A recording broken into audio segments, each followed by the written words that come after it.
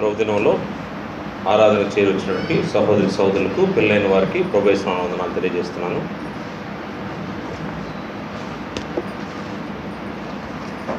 Hebrew పత్రిక మొదటి అధ్యాయము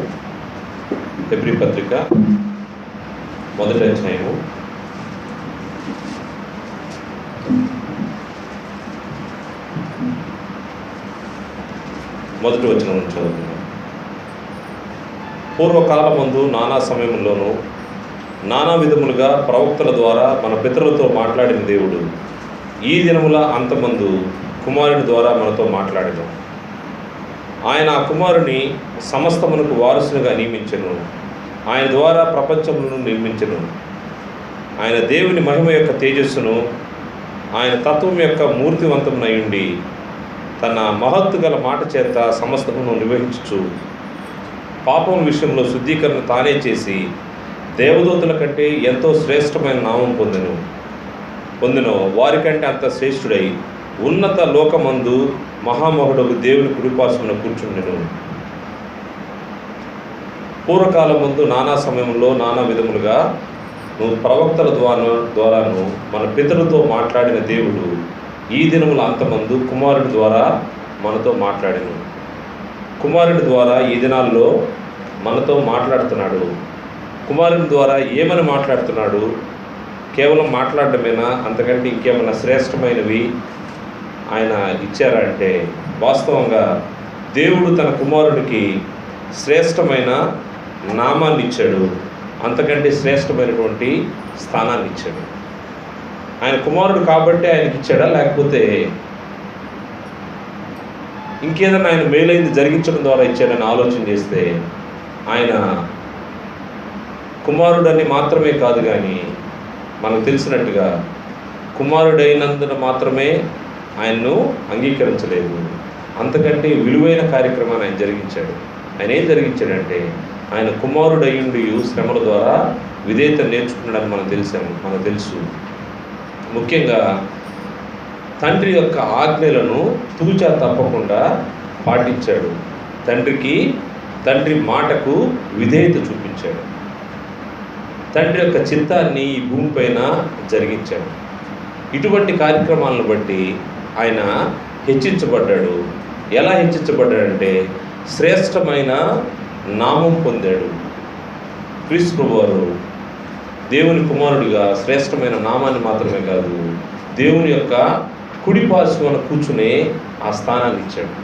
దేవుని సముఖంలో అనేక మంది దేవదూతలు ఉన్నారు, కానీ ఆ దేవదూతలకు ఎవరికి దక్కనటువంటి ఈ గొప్ప భాగ్యము ఎవరికి దక్కిందంటే క్రీస్తు ప్రభువారికి దక్కింది. కారణము ఆయన చూపించినటువంటి విధేయత. దాని ద్వారా ఆయన పొందుకున్నటువంటి మేలు, దేవుని కుడి పార్శ్వన కూర్చునే ఆ యొక్క ఆధిక్యత, ఈ యొక్క సమస్త ప్రజలను ఏలే అధికారము. భూమి మీద కాదు, పరలోకంలో కూడా ఆయనకు అధికారం ఇవ్వబడిందని గ్రంథం తెలియజేస్తుంది. కారణం ఏంటంటే, క్రీస్తు ప్రభువారి యొక్క అధికారము ఆ విధంగా స్థాపించబడడానికి ముఖ్యంగా జరిగిన పని ఏంటంటే, ఆయన తండ్రి యొక్క చిత్తాన్ని నెరవేర్చే విషయంలో ఆయన విధేయత చూపించాడు. ముఖ్యంగా ఆయన మాటని గౌరవించినట్టుగా మనకు కనబడుతుంది. దాన్ని బట్టి క్రీస్తు ప్రభువారికి దేవుడు ఇచ్చినటువంటి బహుమానం ఏంటంటే, ఆయన ఇచ్చినటువంటి గిఫ్ట్ ఏంటంటే, ఆయన కుమారుడుగా ఒక గొప్ప నామాన్ని, శ్రేష్టమైన నామాన్ని ఇచ్చాడు. అంతేకాదు, ఆయన కుడి పార్శ్వన తనను కూర్చోబెట్టుకుని రాజ్యాధికారాన్ని పట్టాభిషేకం చేసినట్టుగా మన గ్రంథంలో కనబడతాం. క్రీస్తు ప్రభువారు దేవుని ద్వారా పొందుకున్నారు. క్రీస్తు ప్రభువారి ద్వారా మనము క్రీస్తు ప్రభువారి యొక్క శిష్యులుగా, లేకపోతే క్రీస్తు ప్రభువారి యొక్క దాసులుగా మనం పొందబోయే ఈవుల గురించి ఆలోచన చేస్తే, ఈవులు అంటే గిఫ్ట్స్ అన్నమాట, బహుమానాలు. అవి ఎంతో శ్రేష్టమైనవిగా మనకు గ్రంథంలో కనబడతా ఉంటాయి. ఈ శ్రేష్టమైన ఈవుల గురించి మనం ఆలోచన చేస్తే, ఇవి దేవుని యొద్ద నుండి క్రీస్తు ప్రభువారి ద్వారా మనకు ఇవ్వబడ్డాయి. దేవుని యొద్ద నుండి క్రీస్తు ప్రభువారి ద్వారా మనకు ఇవ్వబడ్డాయి ఈ యొక్క బహుమానాలు. అవి శ్రేష్టమైనవిగా గ్రంథము చెప్తా ఉంది. అదేంటంటే, మొట్టమొదటిగా ఆలోచన చేస్తే, ఈ శ్రేష్టమైనటువంటి ఈవుల్లో మొట్టమొదటిది శ్రేష్టమైనటువంటి నిరీక్షణ.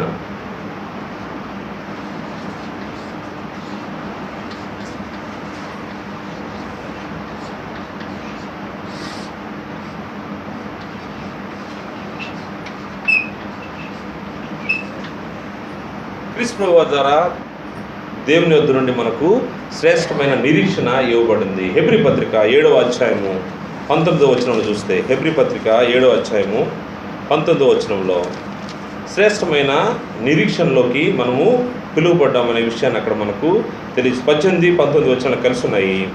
ఆ ధర్మశాస్త్రము దేనికిని సంపూర్ణ సిద్ధి కలుగజేయలేదు కనుక ముందు ఇవ్వబడిన ఆజ్ఞ బలహీనమైనందున, నిష్ప్రయోజనమైనందున అది నివారణ చేయబడి ఉన్నది. అంతకంటే శ్రేష్టమైన నిరీక్షణ దాని వెంట ప్రవేశపెట్టబడను. దీని ద్వారా దేవుని యొద్దకు మనము చేరుచున్నాము. ధర్మశాస్త్రం ఇవ్వబడ్డది. ధర్మశాస్త్రాన్ని దేవుడు తన ప్రజలకు ఎందుకు ఇచ్చాడంటే, ధర్మశాస్త్రం అంటే దేవుని యొక్క మాట, ఆజ్ఞ. దాని ద్వారా వాళ్ళు ఆయనతో సహవాసం కలిగి ఉంటారనే దానికి ఆలోచన చేశాడు. కానీ ఆ ధర్మశాస్త్రము ఏం చేసిందంటే సహవాసంలో తన ప్రజలను ఉంచలేకపోయింది. అంత మాత్రమే కాదు, ఇంకా జరిగింది ఏంటంటే అది నిష్ప్రయోజనమైనట్టుగా కనబడతా ఉంది. కారణం ఏంటంటే దాన్ని పాటించే వాళ్ళు లేరు. దాంతో దేవుని యొక్క సహవాసాన్ని కోల్పోయి తెంచుకున్నటువంటి ప్రజలు లోకంలోకి వెళ్ళిపోయినటువంటి పరిస్థితులు ఉన్నప్పుడు ఆయన చేసిన మేలు ఏంటంటే క్రీస్తు ప్రభువు వారి ద్వారా దాన్ని పునరుద్ధరించాడు. దాన్ని పునరుద్ధరించి శ్రేష్టమైన నిరీక్షణ. ఈ నిరీక్షణ ఏంటంటే ఒక్కసారి క్రీస్తు యేసు ద్వారా దేవుని యొద్దకు చేరిన వ్యక్తి సదాకాలము దేవునితో కలిసి ఉండేదానికి అవకాశం.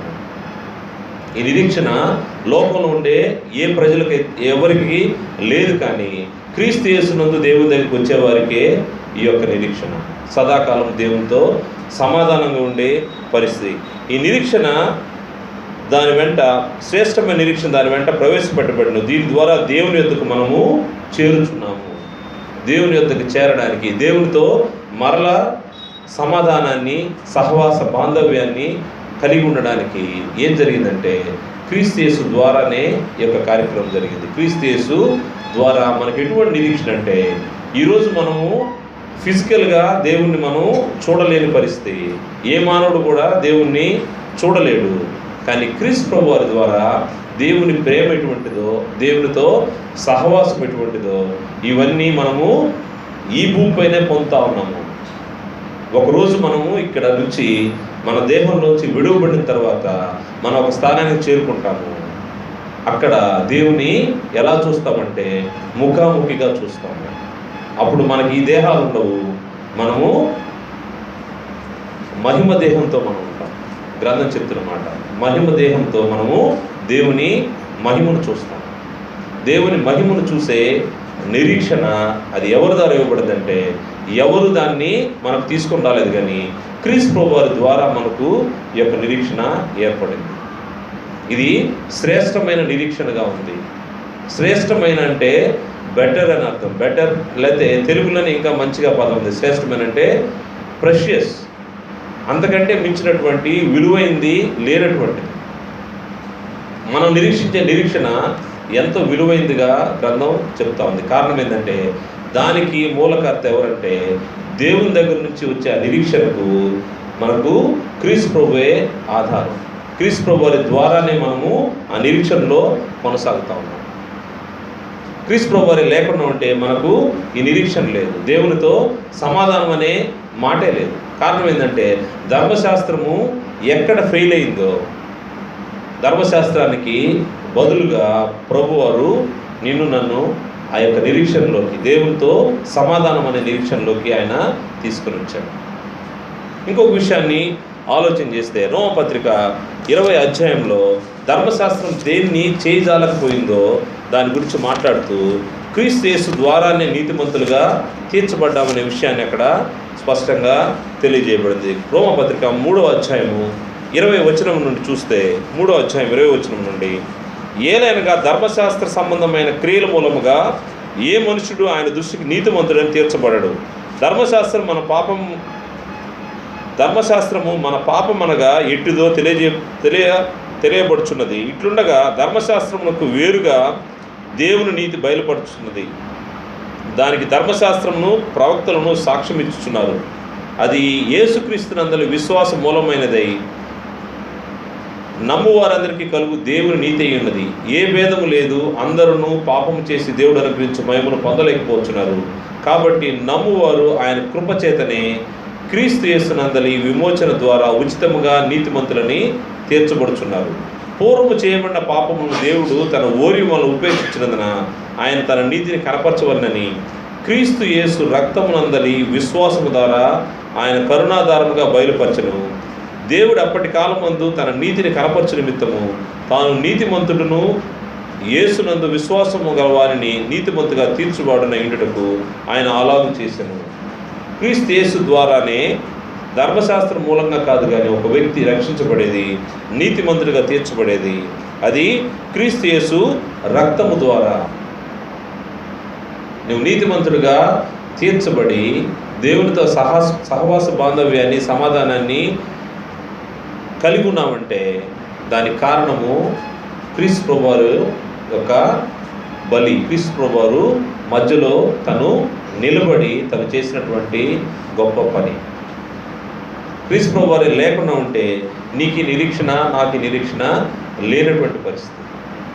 లోకంలో నశించిపోవాల్సిన పరిస్థితి, లేకపోతే పాపంలోనే ఉండి మనము ఈ యొక్క యాత్రను దాటుకునే వాళ్ళము. మన యొక్క డెస్టినేషన్ పాయింట్ ఎక్కడ ఉండేదంటే నరకంలోకి వెళ్ళిపోయింది.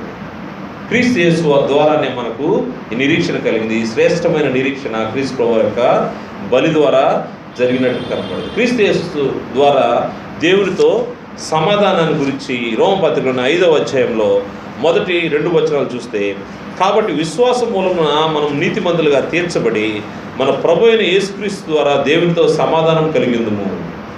మరియు ఆయన ద్వారా మనం విశ్వాసం వలన ఈ కృప యందు ప్రవేశం గలవారమై అందులో నిలిచి ఉండి దేవుని మహిమను గూర్చిన నిరీక్షణను బట్టి అతిశయపడుచున్నాము. దేవుని మహిమను గూర్చిన నిరీక్షణ. ఈ నిరీక్షణ ఏంటంటే శ్రేష్టమైన నిరీక్షణ. దేవుని మహిమలో మనం కూడా పాలిభాగం పొందుతాము. దేవుని మహిమలో మనం కూడా ఉంటాము. ఎప్పుడు ఉంటామంటే క్రీస్తు యేసు యొక్క రక్తంలో కడుగుబడినప్పుడే. క్రీస్తు యేసు ద్వారానే దేవుని యొక్క మహిమను మనం చూడగలిగే పరిస్థితి. క్రీస్తు యేసు లేకుండా మనకి నిరీక్షణ లేనటువంటి పరిస్థితి. ఎవరైతే క్రీస్తు యేసులోకి వస్తారో, క్రీస్తు యేసులో తమ పాపములు కడుక్కుంటారో వారికి మాత్రమే ఈ నిరీక్షణ. ఈ నిరీక్షణ ఏంటంటే దేవుని మహిమను ఒకరోజు మనం చూస్తాము. ఈరోజు మన కంటికి అది కనపడకపోవచ్చు, దేవుని మనం ప్రత్యక్షంగా చూడకపోవచ్చు, దేవుని మాటను మాత్రమే మనం వింటూ ఉన్నాము, దేవుని యొక్క స్వరాన్ని మాత్రమే వింటున్నాము. కానీ ఒకరోజు దేవుని ముఖాముఖిగా చూస్తాము. ఆ నిరీక్షణ, దాన్నే శ్రేష్టమైన నిరీక్షణ అన్నారు. ఈ శ్రేష్టమైన నిరీక్షణ దేవుని మహిమను చూడడానికి క్రీస్తు యేసు మనకు సహాయపడ్డాడు. క్రీస్తు యేసు లేకుండా మనము ఆ నిరీక్షణలోకి వెళ్ళలేము. మొట్టమొదటిది మనము క్రీస్తు యేసు ద్వారా పొందుకున్నటువంటి మొట్టమొదటి బహుమానం ఏంటంటే మనము దేవుని మహిమను చూస్తాము. అది శ్రేష్టమైనటువంటి నిరీక్షణ. రెండవ విషయాన్ని ఆలోచన చేస్తే శ్రేష్టమైనటువంటి సేవకత్వము. శ్రేష్టమైనటువంటి సేవకత్వం లేదా యాజకత్వం.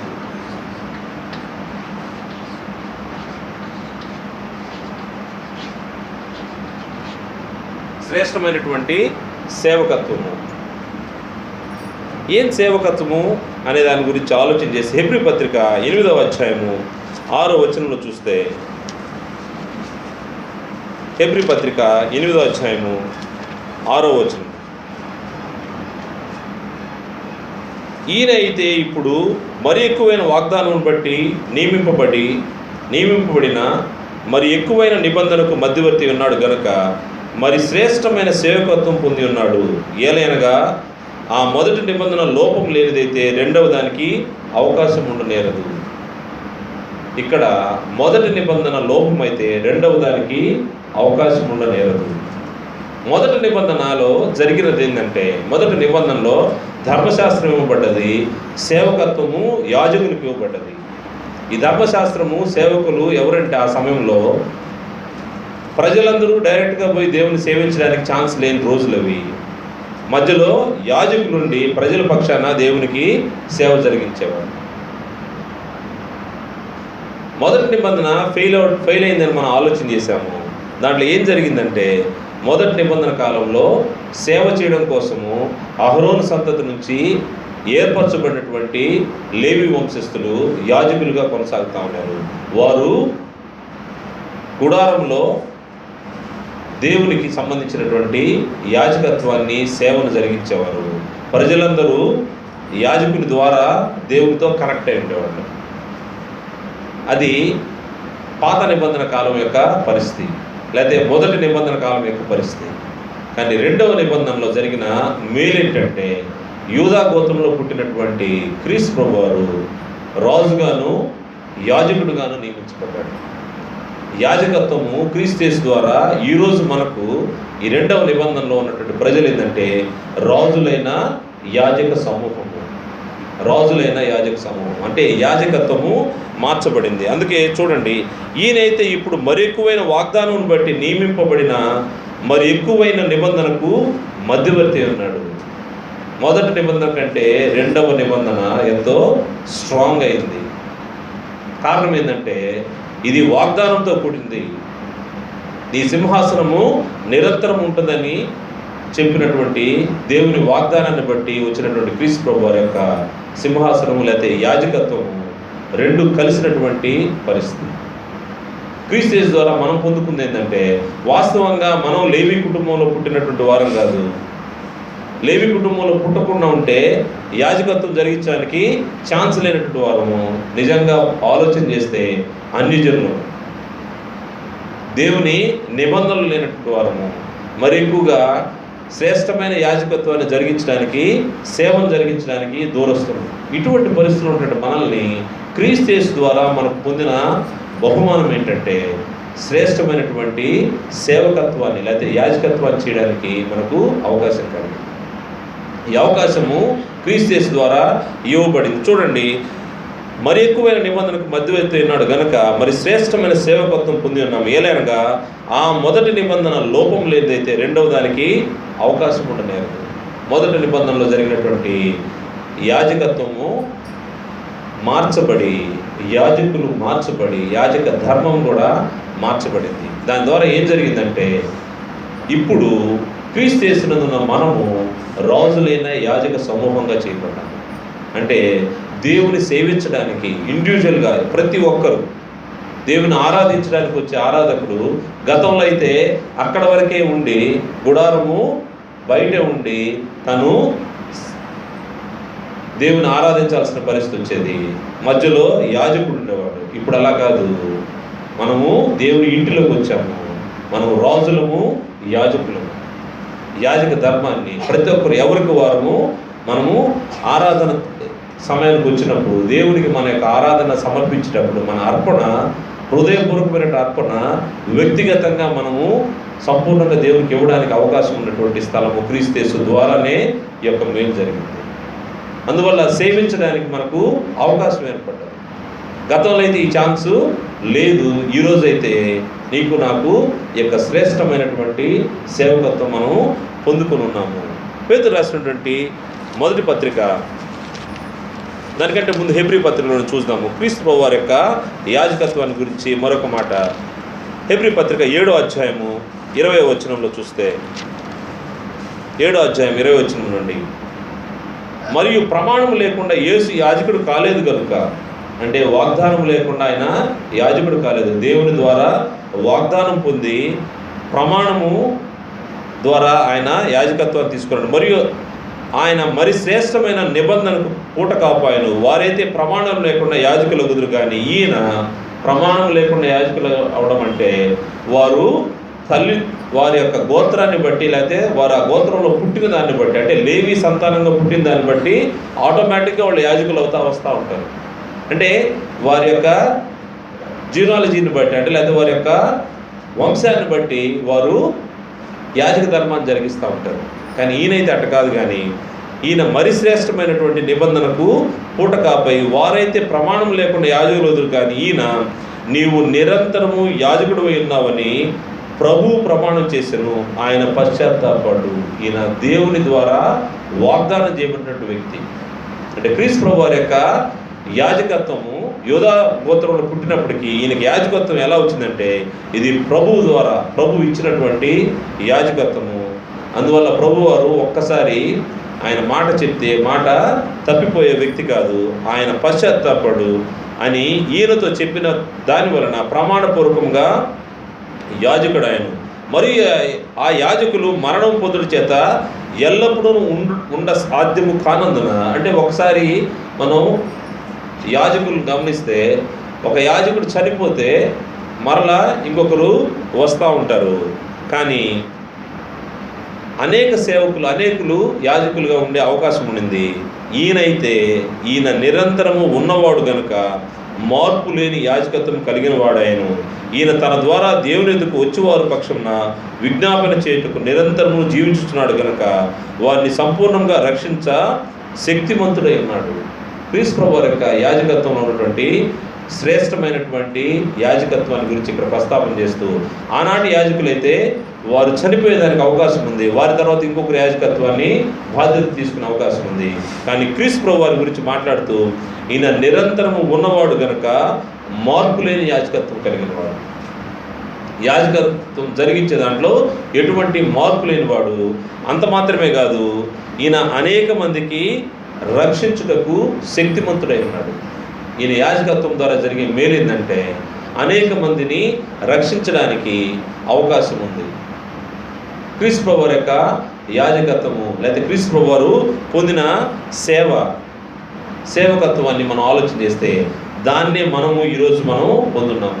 ఈరోజు ఇండివిజువల్గా మనము దేవునికి మన యొక్క అర్పణ అర్పించడానికి అవకాశం ఎలా కలిగిందంటే, యాజకుడు లేకుండానే మనమే డైరెక్ట్గా మన అర్పణ అర్పిస్తాము. మన ప్రధాన యాజకుడు క్రీస్తు ప్రభువు. దేవుని సమక్షంలో మన పక్షాన మన యొక్క అర్పణలన్నీ ఆయన అర్పిస్తాము. కారణం ఏంటంటే ఈయన చనిపోయేది లేదు, ఈయన నిరంతరం ఉండేవాడుగా ఉన్నట్టుగా గ్రంథంలో చెప్తా ఉంది. పేతురు రాసినట్టు మొదటి పత్రిక 2వ అధ్యాయంలో మనం రాజులైన యాజక సమూహం, మొదటి పేతురు 2వ అధ్యాయము 9వ వచనంలో చూస్తే, అయితే మీరు చీకటిలో నుండి ఆశ్చర్యకరమైన తన వెలుగులోనికి మిమ్మల్ని పిలిచిన వాని గుణాతిశయములను ప్రచురం చేయ నిమిత్తము ఏర్పరచబడిన వంశమును, రాజులైన యాజక సమూహమును, పరిశుద్ధ జనమును, దేవుని సొత్తైన ప్రజలనై ఉన్నారు.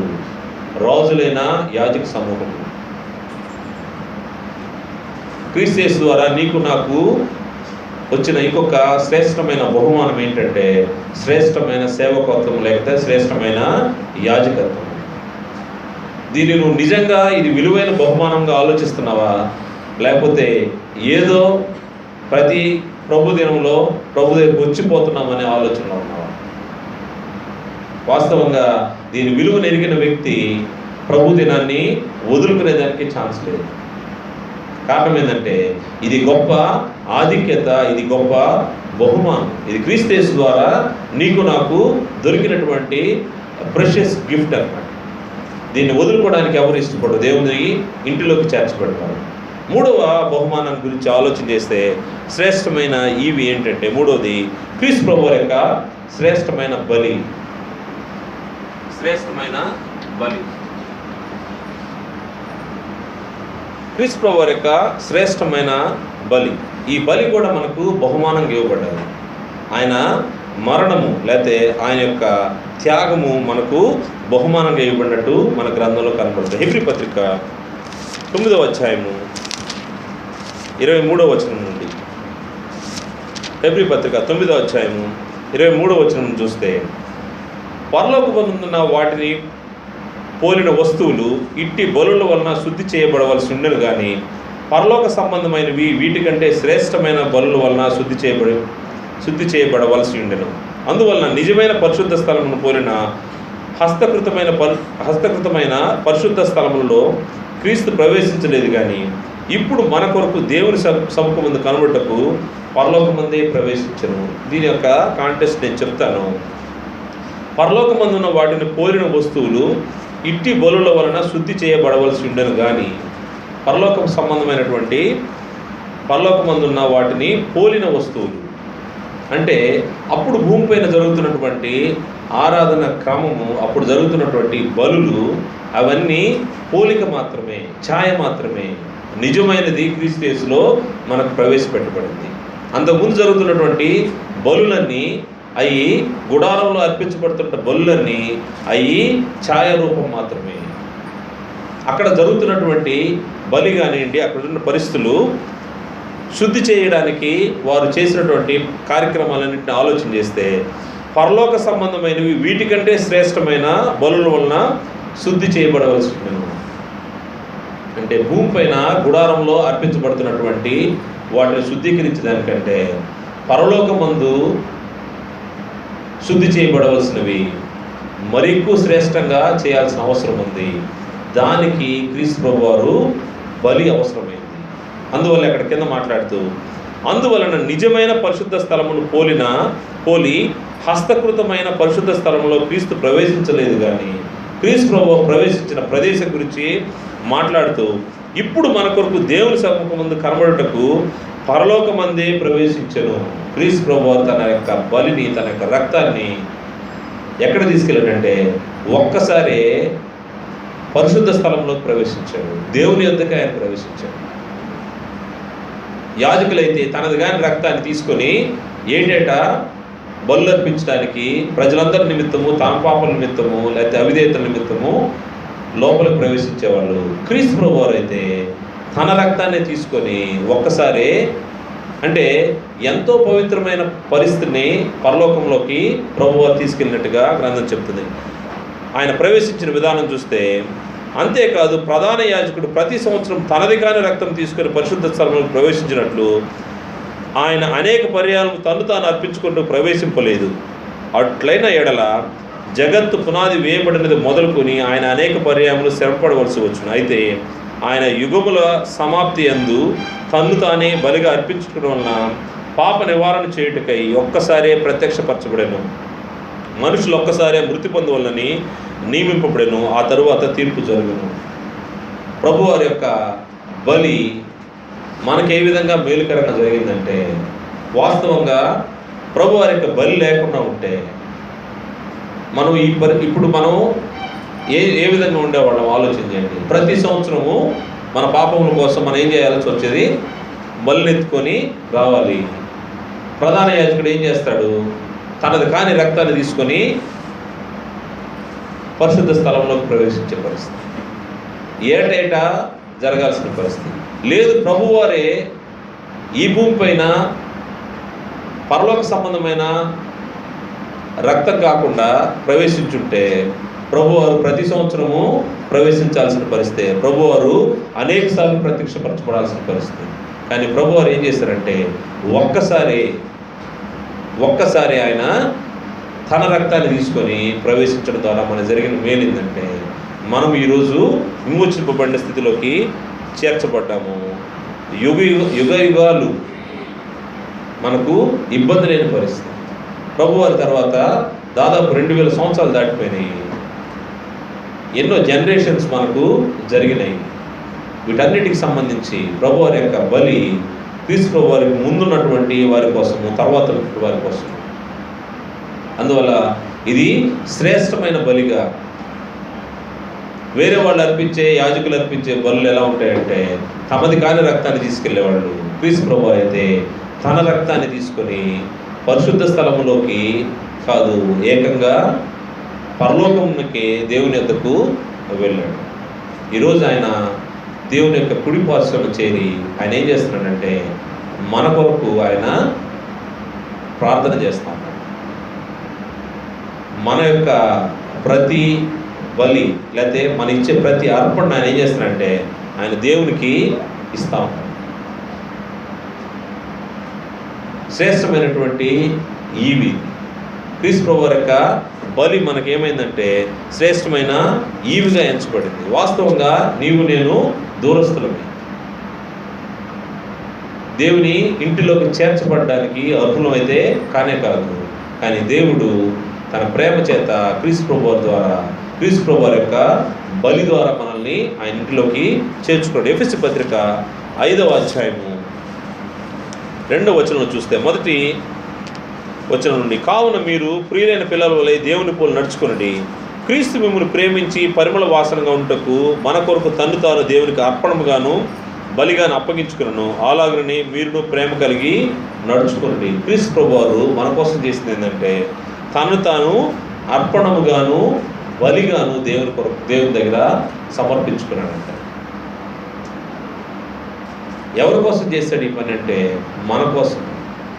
మనల్ని ప్రేమించి మనం ఏ విధంగా ఉండాలని ఆయన కోరుకున్నాడంటే పరిమళ వాసనగా ఉండటకు, మన ద్వారా ఆయన యొక్క గుణ లక్షణాలు ప్రచురం చేయబడే విధంగా మనం వెళ్తుంటే, క్రైస్తవులు అంటే క్రీస్తును పోలి నడుచుకునేవారు, వారిని చూడంగానే దేవుని యొక్క గుణ లక్షణాలు, క్రీస్తు ప్రభువారి యొక్క గుణ లక్షణాలు స్పష్టంగా కనబడే విధంగా, పరిమళ వాసనగా అనేక మందికి ఉపయోగకరంగా ఉండే విధంగా ఉండేదానికి ఆయన ఏం చేశారంటే తను తాను అర్పణగాను బలిగాను దేవునికి అర్పించుకున్నాడు.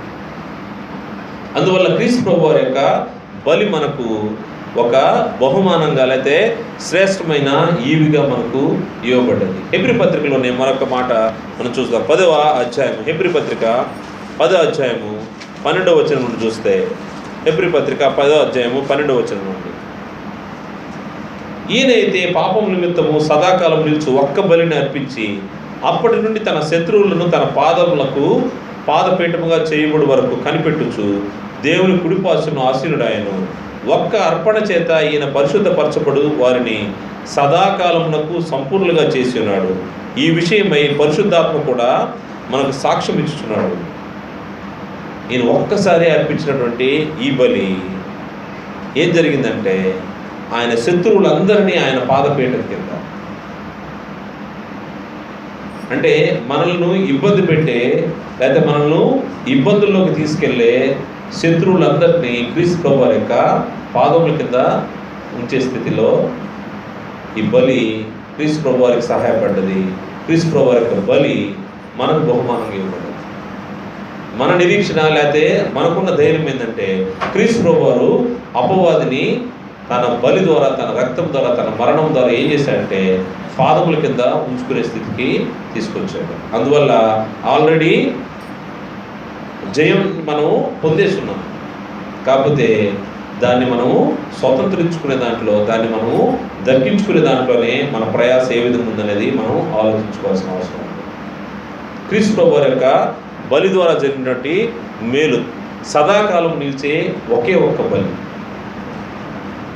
ఇందాక కూడా మనం చూసాము, ఈ ఒక్క బలిని అర్పించడం ద్వారా ఆయన మనకు ఇచ్చినటువంటి విముక్తిని ఆలోచన చేస్తే దేవునితో సమాధానంగా ఉండే పరిస్థితి, ముఖ్యంగా ఈ బలి ద్వారా మనము నిరంతరము పాప విముక్తి లేని పరిస్థితిలో బలి అర్పించాల్సిన పరిస్థితి లేకుండా ప్రభువారు ఒక్కసారి దీన్ని అర్పించాడు.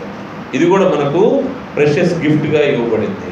ఇంకొక విషయాన్ని ఆలోచన చేస్తే క్రీస్తు ప్రభు ద్వారా మనం పొందుకున్నటువంటి మేలుల్లో, బహుమానాల్లో 4వది శ్రేష్టమైనటువంటి స్వాస్థ్యము. శ్రేష్టమైనటువంటి స్వాస్థ్యము.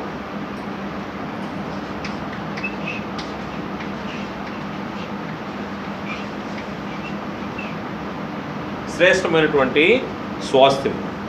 ఈ స్వాస్థ్యం అంటే ఇది మామూలుగా మనకు తెలిసిన స్వాస్థ్యం ఏంటంటే మనం తల్లిదండ్రుల నుంచి మనము పొందుకుంటా ఉంటాం.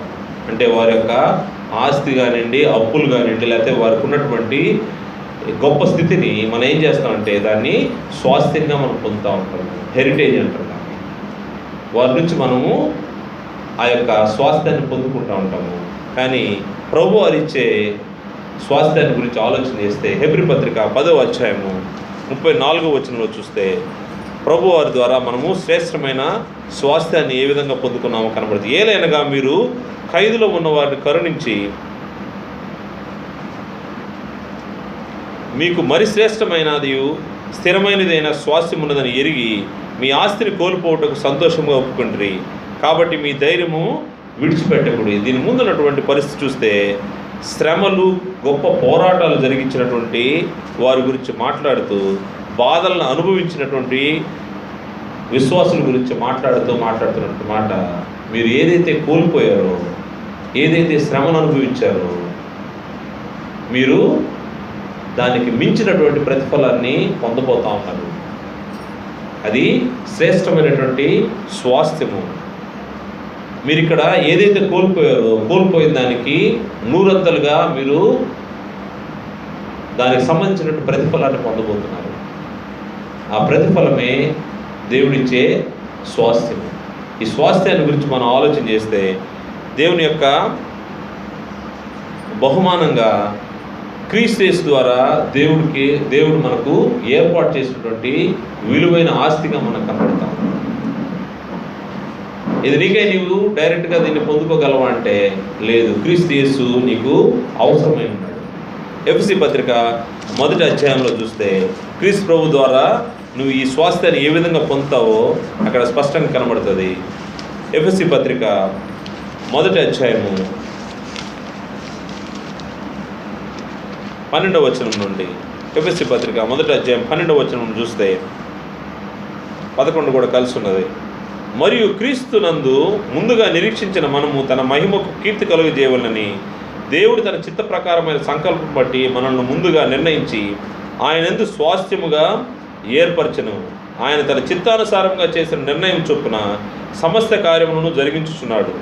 మీరును సత్యవాక్యం అనగా మీ రక్షణ సువార్తను విని క్రీస్తునందు విశ్వాసం ఉంచి వాగ్దానం చేయబడిన ఆత్మచేత ముద్రించబడుతుంది. దేవుని మహిమకు కీర్తి కలుగుటకై ఆయన సంపాదించుకున్న ప్రజలకు విమోచనము కలుగు నిమిత్తము ఈ ఆత్మ మన స్వాస్థ్యమునకు సంచకరువుగా ఉన్నాడు. ఈ హేతువు చేత ప్రభు అయిన యేసునందలి మీ విశ్వాసమును గురించి పరిశుద్ధులందరి ఎడల మీరు చూపుచున్న విశ్వాసమును గురించి నేను వినినప్పటి నుండి మీ విషయమే మానక దేవునికి కృతజ్ఞతాస్తులు చెల్లించుచున్నాను. మరియు మీ నేత్రములు వెలిగింపబడినందున ఆయన మిమ్మల్ని పిలిచిన పిలుపు వలనైనా నిరీక్షణ ఎట్టిదో పరిశుద్ధులలో ఆయన స్వాస్థ్యం యొక్క మహిమైశ్వర్యం ఎట్టిదో ఆయన క్రీస్తునందు వినియోగపరిచిన బలాశయమును బట్టి విశ్వసించు మన యందు ఆయన చూపుచున్న తన శక్తి యొక్క అపరిమితమైన మహత్యం ఎట్టిదో మీరు తెలుసుకున్న వల్లని మన ప్రభు అయిన యేసుక్రీస్తు యొక్క దేవుడైన మహిమ స్వరూప తండ్రి తను తెలుసుకునేందుకు మీకు జ్ఞానమును ప్రత్యక్షత గల మనసు అనుగ్రహించినట్లు నేను నా ప్రార్థనలు మిమ్మల్ని గురించి విజ్ఞాపన చేయుచున్నాను.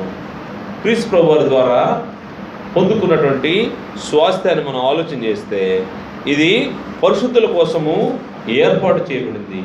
ఈయన క్రీస్తు యేసునందు మనల్ని నిర్ణయించుకొని మనల్ని ఏర్పాటు చేసుకుని ఇచ్చే స్వాస్థ్యము. ఈ స్వాస్థ్యాన్ని గురించి ఆలోచన చేస్తే ఇది ఎవరు పొందుకుంటారంటే ఆత్మచేత ముద్రించబడిన వారు.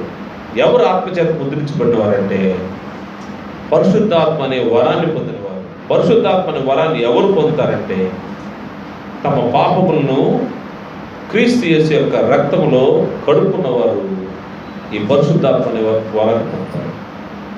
మనకు తెలుసు, మారు మనసు నిమిత్తము పాప క్షమాపణ నిమిత్తం మారు మనసు కలిగి పాప క్షమాపణ నిమిత్తం బాప్తిసం తీసుకున్న వారికి పరిశుద్ధాత్మ అనే వరము వస్తుందని అపోస్తలుల కార్యాలు 2వ అధ్యాయంలో మనం చూస్తాం.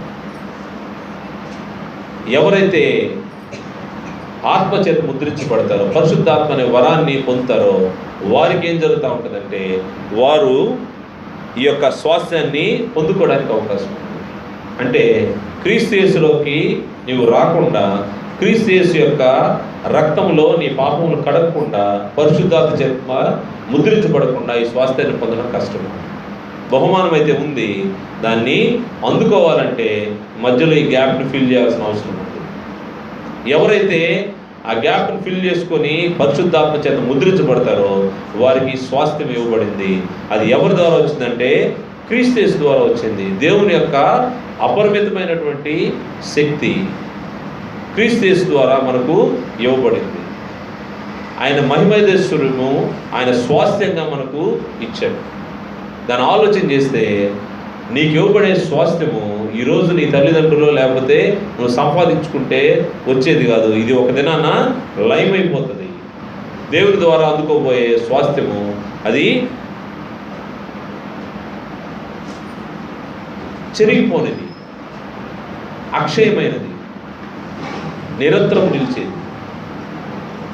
దానికి చిమ్మట పట్టదు, దానికి ఎటువంటి చెదులు పట్టదు. మనం ఒక బిల్డింగ్ ఉంటే ఆ బిల్డింగ్ని ప్రతి సంవత్సరం సున్నం వేసుకోవాలి, లేకపోతే దాన్ని మెయింటైన్ చేసుకుంటూ ఉండాలి. లేకపోతే ఏమైపోతూ ఉంటుంది, పాడైపోతూ ఉంటుంది. కానీ నీకు ఇవ్వబడే స్వాస్థ్యము అది ప్రశస్తమైంది, అది చెడిపోనిది. ఆలోచన చేస్తే క్రీస్తు యేసునందు ఏర్పాటు చేయబడినటువంటి స్వాస్థ్యము ఇది ఎందువలన ఎలా నీవు పొందుకుంటావంటే నీవు ఇక్కడ జీవించే జీవితాన్ని బట్టి నువ్వు ఏ విధంగా ప్రభువులో జీవిస్తావో దానికి ప్రతిఫలంగా దాన్ని పొందుకుంటావు. నీకు జీవితాన్ని ఆయన చూస్తూ ఉంటాడు. నువ్వు దేవుని పక్షంగా బ్రతికే జీవితాన్ని బట్టి నీ యొక్క ప్రిపరేషన్ బట్టి నువ్వు ఏ విధంగా ఆయన యొక్క సముఖంలో నడుచుకుంటున్నావో దాన్ని బట్టి నువ్వు ప్రతిఫలంగా దాన్ని పొందబోతావు. నీ నడక సరిగా లేకపోతే, లేకపోతే నీ ఆలోచన సరిగా లేకపోతే, దేవుని పక్షంగా నీ యొక్క పరిస్థితులు సరిగా లేకపోతే దాన్ని ఎక్స్పెక్ట్ చేయడము వేస్ట్. దాన్ని నువ్వు అందుకోవాలని లేకపోతే పొందుకోవాలని ఆలోచన చేస్తున్నావు అంటే ఆ స్వాస్థ్యానికి తగిన రీతిగా నీవు బ్రతకాల్సిన అవసరం ఉంది. కొలస్సీ పత్రిక 3వ అధ్యాయంలో ఆయన ప్రతిఫలంగా దీన్ని ఇవ్వబోతున్నట్టుగా గ్రంథంలో తెలియజేయబడింది. కొలస్సీ పత్రిక 3వ అధ్యాయము 23వ వచనం నుండి, ప్రభు వలన స్వాస్థ్యమును ప్రతిఫలంగా పొందుదామని ఎరుగుదము గనక మీరేమి చేసినను అది మనుషుల నిమిత్తం కాక ప్రభువు నిమిత్తము మనస్ఫూర్తిగా చేయుడి. మీరు ప్రభు అయిన క్రీస్తుకు దాసులై ఉన్నారు. అన్యాయం చేసిన వానికి తాను చేసిన అన్యాయం కొలది మరల లభించును, పక్షపాతం ఉండదు. క్లియర్గా చెప్పబడింది. నువ్వు ఏ విధంగా చేస్తున్నావు, నువ్వు చేసే ప్రతి పని క్రీస్తు యేసుకు దాసుడు అనే విషయాన్ని ఆలోచన చేసుకొని చేయాల్సిన అవసరం ఉంది. ప్రభు నిమిత్తము మనస్ఫూర్తిగా చేయాలి. సనుకొనక కొద్దిగా అట్టి పెట్టుకొని ఇద్దామనే పరిస్థితి లేకుండా హృదయంలో నిశ్చయించుకున్న దాన్ని ఇవ్వడానికి మనస్ఫూర్తిగా చేయాల్సిన అవసరం ఉంది. ఎప్పుడైతే మనం మనస్ఫూర్తిగా మనం చేస్తామో దాని ప్రతిఫలాన్ని క్రీస్తు యేసు ద్వారా మనం స్వాస్థ్యంగా పొందుకోబోతున్నాము. ఈ యొక్క బహుమానాన్ని పొందుకోవాలంటే మనము మనస్ఫూర్తిగా ప్రభు నామంలో పనిచేయాల్సిన అవసరం ఉంది. ప్రభు కొరకు పనిచేయాల్సిన అవసరం ఉంది. స్వాస్థ్యాన్ని మనము జాగ్రత్తగా, ఇది శ్రేష్టమైన స్వాస్థ్యం. ఈ స్వాస్థ్యం ఎక్కడుందంటే పరలోకమందు ఉంది, ఇక్కడ లేదు. భూమిపైన దేవుని యొక్క స్వాస్థ్యం లేదు. భూమిపైన ఏది దేవుడు ఇచ్చినా అది నీవు క్షేమంగా బ్రతకడం వరకు మాత్రమే. అది డబ్బు కావచ్చు, ఆస్తి కావచ్చు, లేకపోతే కుటుంబం కావచ్చు, లేకపోతే నీ యొక్క సహవాసము సమాజం కావచ్చు. దేవుని పక్షంగా బ్రతకడం కోసం మాత్రమే. ఆయన ఇచ్చే ప్రతి స్వాస్థ్యము ఎక్కడ ఉంటుందంటే అది శ్రేష్టమైనది పరలోకంలో ఉంటుంది. పరలోకంలోనే మీ యొక్క స్వాస్థ్యం ఉందనే గ్రంథం తెలియజేస్తుంది. పేతురు రాసిన మొదటి పత్రిక 1వ అధ్యాయము 5వ వచనం చూస్తే, కడవరి కాలమందు బయలుపరచబడ్డకు సిద్ధంగానున్న రక్షణ మీకు కలుగునట్లు విశ్వాసము ద్వారా దేవుని శక్తి చేత కాపాడుబడు మీ కొరకు ఆ స్వాస్థ్యము పరలోకమందు భద్రపరచబడి ఉన్నది. ఈ స్వాస్థ్యము లేకపోతే ఈ గిఫ్ట్ ఎక్కడుందంటే పరలోకంలో భద్రం చేయబడిందంట. అందువల్ల భయపడాల్సిన అవసరం లేదు. నీ యొక్క గిఫ్ట్ని ఇంకోరెవరో తీసుకెళ్తారనో, దొంగిలిస్తారనో, లేకపోతే నాకు కాకుండా పోతున్నా ఆలోచించాల్సిన అవసరం లేదు. కాకపోతే క్లాజ్ ఏముందంటే నీవు దేవుని పని జరిగిస్తూ దేవుని ఇంటిలో నమ్మకం ఉండాల్సిన అవసరం ఉంది. అది ఉన్నప్పుడే ఈ స్వాస్థ్యాన్ని పొందుకుంటాము.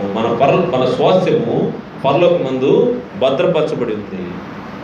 ఇంకొక బహుమానం ఏంటంటే ఈ స్వాస్థ్యముతో పాటు దేవుడు శ్రేష్టమైన దేశాన్ని మనకు బహుమానం ఇస్తున్నాడు. క్రీస్తు యేసు ద్వారా శ్రేష్టమైన దేశము.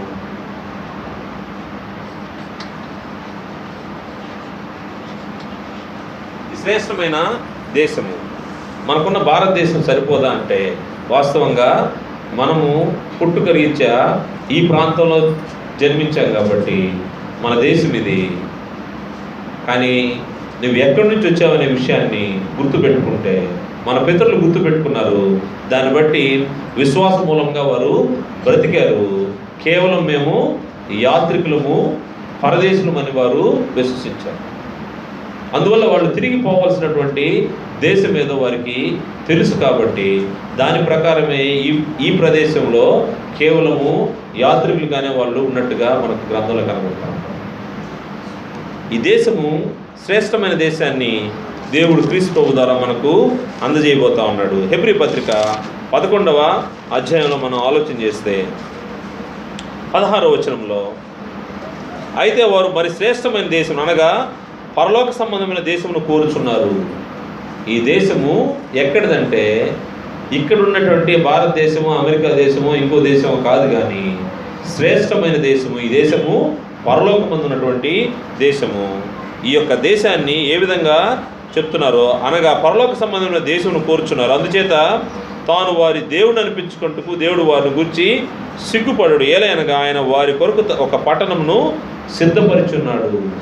ఈ పట్టణము లేతే ఈ శ్రేష్టమైన దేశం ఎక్కడుంటుందంటే పరలోకంలో ఉంటుంది. అది నా దేశం అనే విషయాన్ని ఎప్పుడైనా ఆలోచన చేశావా? మనం పాట పాడుతూ ఉంటాం, పరలోకము నా దేశం అనే పాట. ప్రేమ గురించి మాట్లాడుకున్నాము, శ్రేష్టమైనటువంటిది ప్రేమ కూడా. అలాగే దేవుడిచ్చే బహుమానాల్లో శ్రేష్టమైన దేశం కూడా. నువ్వు పొందబోయే దేశము అది పరలోకంలో ఉంటుంది. ఆ దేశం గురించే, ఆ పౌరసత్వాన్ని గురించి నీకు ఆలోచన ఉందా? నీవెవరంటే ఐఎమ్ ఇండియన్ అంటాం. అంటే మనం భౌతికంగా మాట్లాడేటప్పుడు భారతదేశంలో పుట్టాం కాబట్టి మనం భారతీయులం అంటాము, ఐఎమ్ ఇండియన్ అంటాం. ఇంతకంటే శ్రేష్టమైనటువంటి పౌరస్థితి ఒక దగ్గర ఉంది. దాని గురించి ఆలోచన చేసావా? దేవుని బిడ్డ అయితే ఏమని ఆలోచన చేస్తానంటే, నేను పరలోక సంబంధిని, నా క్రియలు పవిత్రంగాను పరిశుద్ధంగాను ఉండాలి, నా యొక్క మాట పవిత్రంగా ఉండాలి. దేవుని దేశంలో ఉండే వ్యక్తిని నేను. మన పౌరస్థితి ఎక్కడుందన్నది గుర్తించుకోవాల్సిన అవసరం ఉంది. ఎప్పుడైతే నీ దేశం గురించి నువ్వు తెలుసుకుంటావో అక్కడ ఉన్నటువంటి పరిస్థితులు బట్టి, అక్కడ ఉన్న చట్టాన్ని బట్టి విధేయుడిపై ఉండాల్సిన అవసరం ఉంది. భారతదేశ పౌరులుగా మనం భారతదేశ చట్టాన్ని ఏ విధంగా గౌరవిస్తామో దేవుని యొక్క చట్టాన్ని కూడా మనము గౌరవించాలి.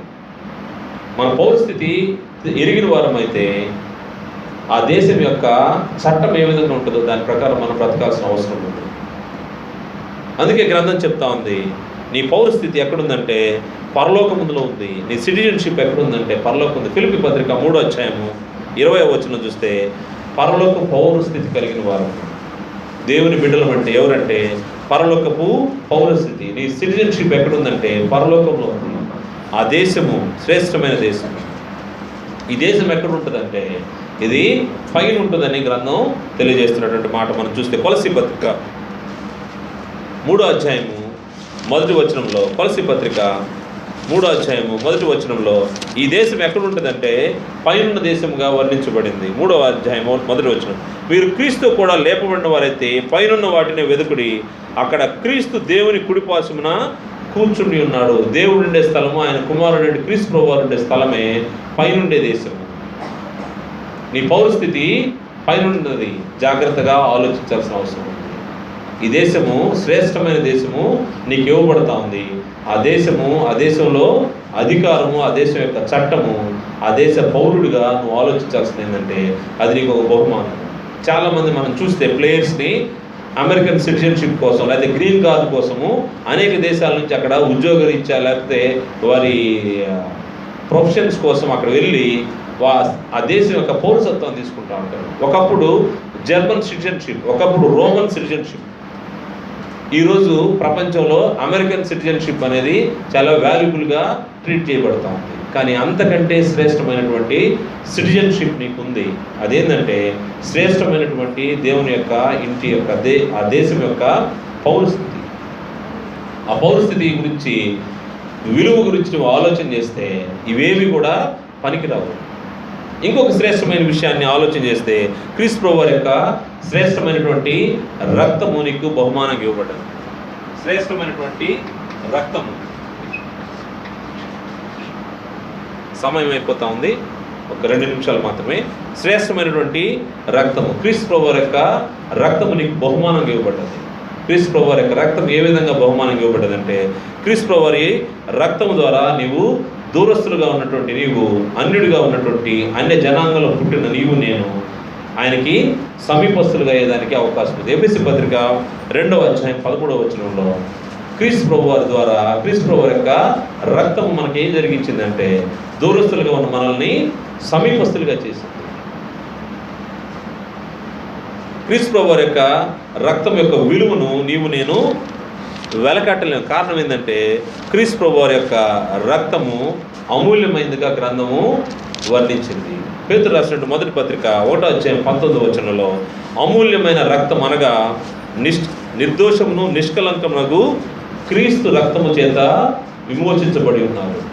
నీవు నేను విమోచించబడినటువంటి విమోచన రక్తము అమూల్యమైనది, అది నిర్దోషమైనది, నిష్కలంకమైనటువంటి గొర్రెపిల్ల వంటి రక్తం చేత, క్రీస్తు రక్తం చేత మనం విమోచింపబడిన విధానాన్ని ఆలోచన చేస్తే క్రీస్తు వారి యొక్క రక్తము ఏ విధంగా మనకు బహుమానం ఉందంటే, మన పాపాల నుంచి విమోచించడానికి క్రీస్తు వారి యొక్క రక్తం మనకు బహుమానంగా ఉన్నట్టు కనబడుతూ ఉంది. పాప క్షమాపణ నిచ్చే నిబంధన రక్తముగా మనకు మత్తయి సువార్త 26:28 పరిశీలన చేస్తే ఇది నిబంధన రక్తం, మనల్ని పాపాల నుంచి విమోచించే నిబంధన రక్తంగా మనకు బహుమానంగా ఉంది. అదేవిధంగా పాపాలని శుద్ధి చేసే రక్తంగా హెబ్రీ పత్రిక 9:14 నుండి 22 వరకు ఆలోచన చేస్తే మన పాపాలను శుద్ధి చేసే రక్తంగా క్రీస్తు వారి యొక్క రక్తం మనకు బహుమానంగా ఇవ్వబడింది.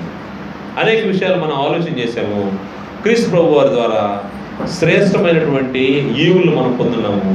శ్రేష్టమైనటువంటి నిరీక్షణ, శ్రేష్టమైనటువంటి యాజకత్వం లేదా సేవకత్వము, శ్రేష్టమైనటువంటి బలి, శ్రేష్టమైనటువంటి స్వాస్థ్యము, శ్రేష్టమైనటువంటి దేశము, శ్రేష్టమైనటువంటి రక్తాన్ని మనము బహుమానంగా పొందాము. క్రీస్తు వారు తండ్రి యొక్క చిత్తాన్ని నెరవేర్చి, తండ్రి యొక్క ఆజ్ఞలు నెరవేర్చి దాన్ని బట్టి క్రీస్తు వారికి దొరికినటువంటి బహుమానం ఏంటంటే, క్రీస్తు వారికి దేవుని కుమారుడనే నామం పొందడము. అంతకంటే శ్రేష్టమైనటువంటి నామం ఇంకోటి ఏది లేదు. అంత మాత్రమే కాదు, ఆయన దేవుని కుడి పార్శ్వన ఆసీనుడై తన ప్రజలను పాలించే ఆ గొప్ప బహుమానాన్ని ప్రభువారు పొందారు. ప్రభువారి ద్వారా మనం పొందుకున్నటువంటి అనేక శ్రేష్టమైన బహుమానాలను మనం పరిశీలన చేశాము. ఇవన్నీ సబ్జెక్ట్ టు ద క్లాజ్ లాగా ఎలా ఉంటాయంటే, వీటన్నిటికీ నీవు నేను చేయాల్సింది ఏంటంటే, దేవుని మాటలను, దేవుని చిత్తాన్ని ఈ భూమిపైన దేవుని ఇంటిలో ఏ విధంగా జరిగించాలని ఆయన కోరుకున్నాడో వాటిని చేస్తేనే మనకు ఈ బహుమానాలు పొందుకుంటాం. దేవుని స్వాస్థ్యమైన, దేవుని యొక్క దేశమైన, దేవుడిచ్చే ఏదైనప్పటికీ క్రీస్తు ద్వారా నీవు నేను పొందుకోవాలంటే దానికి మన నడత, మన యొక్క ప్రవర్తన, దేవుని ఇంట్లో మనం ఏ విధంగా బ్రతుకుతున్నామని మన బ్రతికే మనల్ని ఈ యొక్క బహుమానాలు పొందుకునే దానికి అవకాశం ఉంటుంది. కాబట్టి మనం ఏం చేయాలంటే, మనం వినబడినటువంటి ప్రతి మాట మనం ఆలోచన చేయాలి. నిజంగా పరలోకమే మా స్వాస్థ్యం అనే పాడుకునే పాట మన పట్ల అది నెరవేర్చబడాలి అంటే, మన స్వాస్థ్యం ఎక్కడుందో, మన పౌరస్థితి ఎక్కడుందో ఎరిగిన వారమై దానికి తగ్గట్టుగా మన ప్రవర్తన ఉండాల్సిన అవసరం ఉంది. దిద్దుకోవాల్సిన వాటిలో మనం దిద్దుకుంటూ ఆ స్థాయికి తగ్గట్టుగా మనం రావాలని ప్రభుపేట మనం చేస్తూ ముగిస్తాం.